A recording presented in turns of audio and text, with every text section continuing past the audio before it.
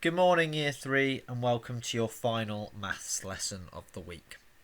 Today we're going to be recapping time, telling the time to the nearest minute using past and to. And we've been doing this to the nearest hour and to the nearest minute over the week. So really we're going to be recapping learning that we've already done.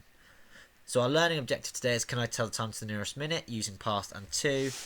And to do that, we're going to look at some recap questions. So pause the video and answer these two questions.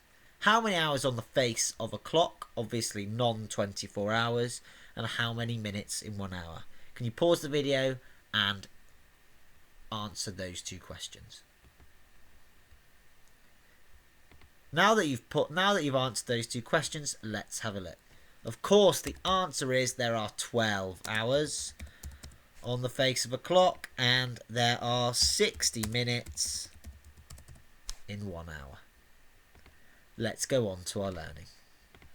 Okay, we're going to use this clock, and I'm going to represent some times on the clock, and you're going to tell me whether I'd use past or to. So our first time I'm going to represent is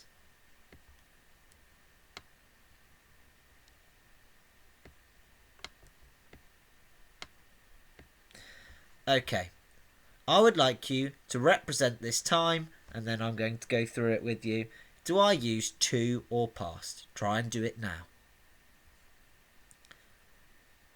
Now you've had a go, I'm going to go through it with you.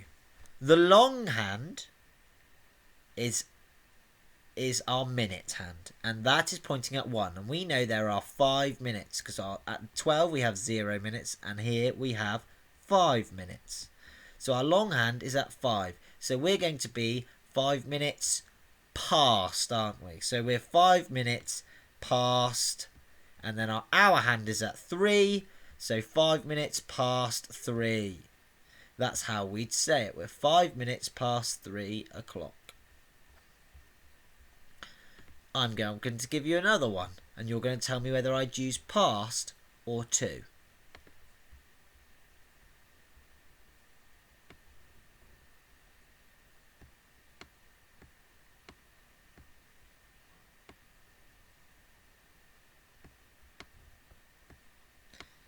Pause the video and have a go at trying to represent this one.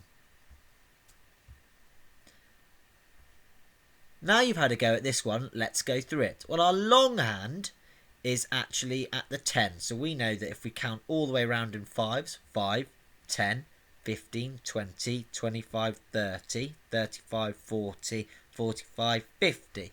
So we're actually at 50. So the time is, and is 50 minutes.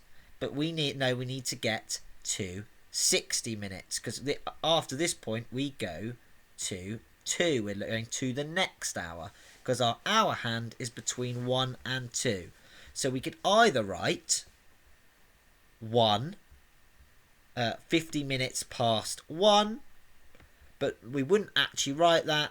We'd say, how many minutes do we have to go to 2 o'clock? Well, there's 10 minutes to get to our 60 minutes from 50. So 10 minutes to 2.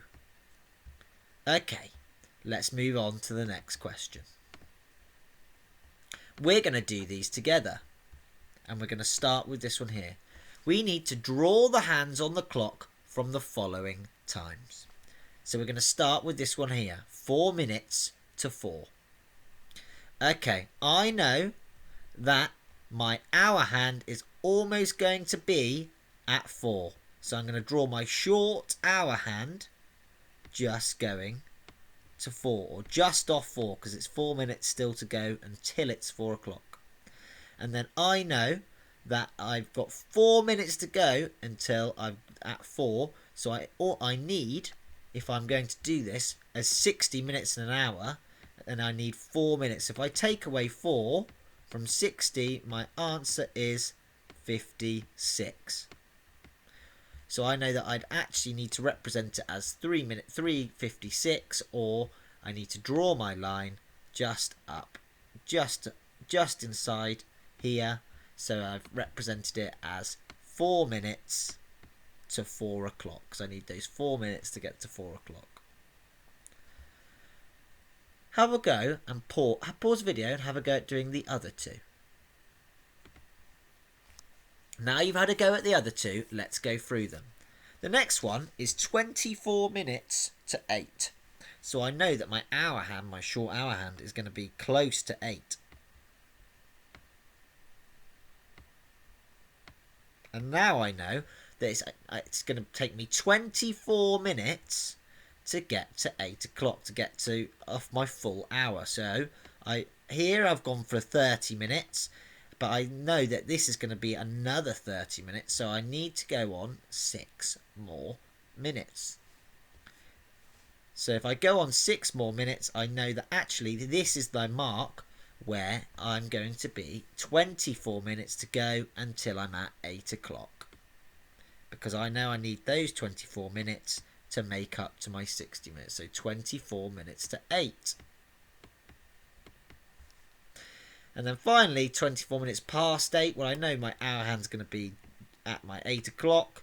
Then I need to go 24 minutes past 8. So 5, 10, 15, 20. And then I'm going to go on 4 more. 1, 2, 3, 4. So I'm going to put my hand there. That's going to be my long hand.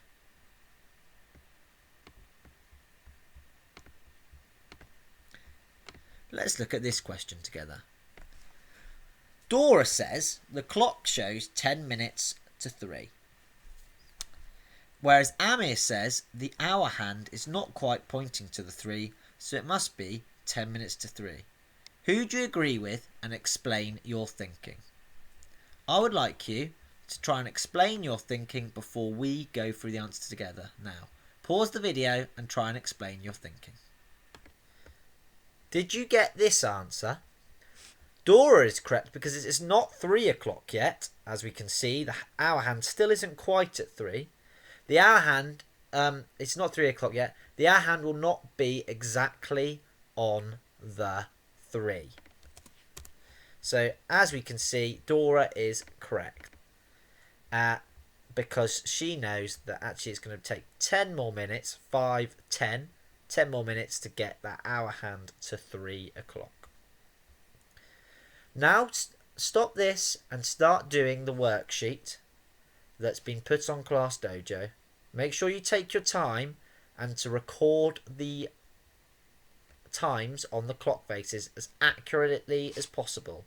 You can always count down for past, and remember, if you're trying to count up to 2, you might need to take away, or you can just count the remaining minutes that you need. So if you've got 24 minutes, you know that 5, 10, 20, 25, you know you can count back up to the 12 hand. Okay? Good luck.